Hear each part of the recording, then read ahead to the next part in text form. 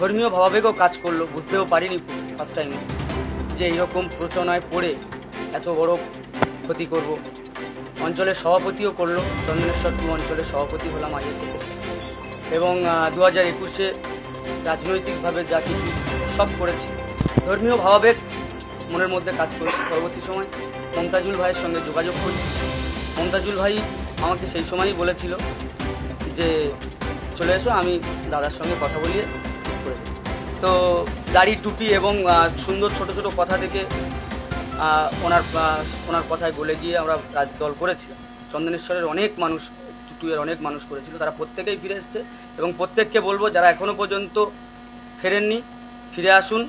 ভালোভাবে থাকতে হবে। মমতা ব্যানার্জির পাশে না থাকলে, তৃণমূল কংগ্রেসের পাশে না থাকলে আইএসএফ নামক দল এবং বিজেপি এরা ধর্মীয় ভাবাবেগ মানুষের মধ্যে কাজ করিয়ে একটা দাঙ্গা লাগানোর চেষ্টা করছে।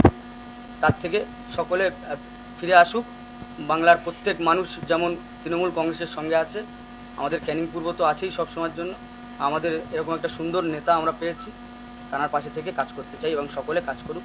দিন থেকে এই আওয়াজটা তুলেছিলাম যে ধর্ম জায়গা থাকবে, রাজনীতির জায়গা থাকবে, কিন্তু রাজনৈতিক স্বার্থে ধর্ম আর রাজনীতিকে এক করে ভাঙড়, ক্যানিং সহ গোটা বাংলার একটা অংশের যুব সমাজকে এই আব্বাস সিদ্দিকী, নওশাদ সিদ্দিকীরা বিপথে পরিচালিত করেছিল।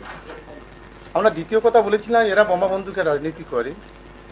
আজকের হাসানুর নিজেই বলেছে যে ও নিজেই দেখেছে যে বিভিন্ন বোমা টোমা বিভিন্ন কিছু করে, এবং বিশেষ করে শাহাবুদ্দিন সিরাজি এর একটা আন্ডারগ্রাউন্ড ছিল, যেখানে পুলিশ যখন রেড করে সেখানে 42টা মোবাইল চার্জ করা যায়, সেই চার্জিং যে সেন্টার যেটা সেটাও পাওয়া গেছিল।